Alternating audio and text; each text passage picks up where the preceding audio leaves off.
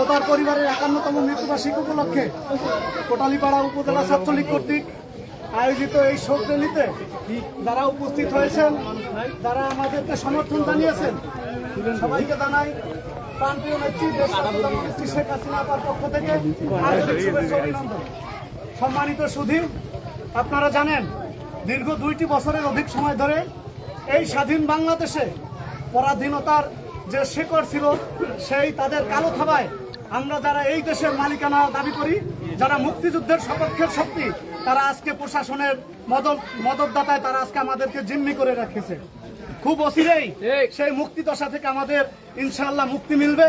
সেই মুক্তির নিশানায় আপনাদের এভাবে স্বতঃস্ফূর্ত অংশগ্রহণ এবং ভালোবাসা আমাদের কাম্য থাকবে। আমাদের মা বোনেরা যারা এসেছেন, আপনারা আমাদের মায়ের মতো, আমরা আপনাদের সন্তানের মতো। আপনারা জানেন এই কোটালীপাড়া ছিল একটি অসাম্প্রদায়িক এবং ধর্মনিরপেক্ষ একটি উপজেলা। এখানে আমরা হিন্দু, মুসলিম, বৌদ্ধ, খ্রিস্টান সবাই সমবেতভাবে এবং কোনো ধরনের কোনো প্রতিহিংসা ছাড়াই এখানে বসবাস করেছিলাম। আমরা 5 তারিখের আগে কখনো হিসাব করি নাই কে বিএনপি, কে জামাত, কে অন্য দল করে থাকে। কিন্তু এই পটভূমি পরিবর্তনের পর থেকে আজকে দেখেন তারা হাতে গোনা গুটি কয়েক লোক আমাদেরকে যেভাবে বছরের পর বছর বাড়ি ছাড়া করে রেখেছে। আমরা আপনাদের স্নেহ থেকে বঞ্চিত, আপনারা আমাদের ভালোবাসা থেকে বঞ্চিত। আপনাদের প্রতি, আমাদের মা বোনের প্রতি অনুরোধ থাকবে, কোনো এলাকায় যদি আমার ছাত্রলীগের কোনো নিরপরাধ ভাইকে প্রশাসন যদি এসে আক্রমণ করতে চায়, আপনারা প্রথমে প্রতিরোধ গড়ে তুলুন।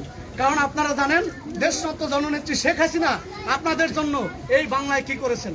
আমরা অধীর আগ্রহে আবারও তার প্রত্যাবর্তনের অপেক্ষায় দিন গুনে চলেছি।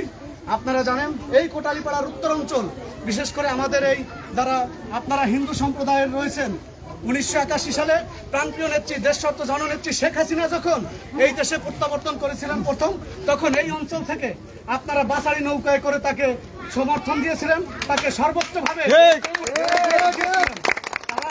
বাসারির ভিতরে করে রান্দা থেকে শুরু করে দেশীয় অস্ত্রে তাকে সর্বোচ্চ পরিমাণে সিকিউরিটি দিয়েছিলেন। আবার হয়তোবা সেই দিনটি খুব বেশি দূরে নয়, যেদিনকে দেশরত্ন জননেত্রী শেখ হাসিনা আবার আপনাদের সাথে তাদের কুশল বিনিময় করবে। এই অঞ্চলে অনেক বাঘা রাঘব বল ছিল আওয়ামী লীগের, কিন্তু সময়ের পরিক্রমায় আজকে অনেকেই আমাদের মাঝ থেকে হারিয়ে গেছে।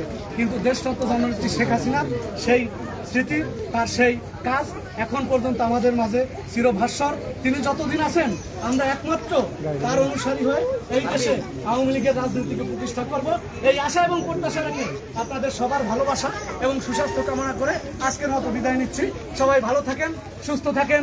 জয় বাংলা, জয় বঙ্গবন্ধু।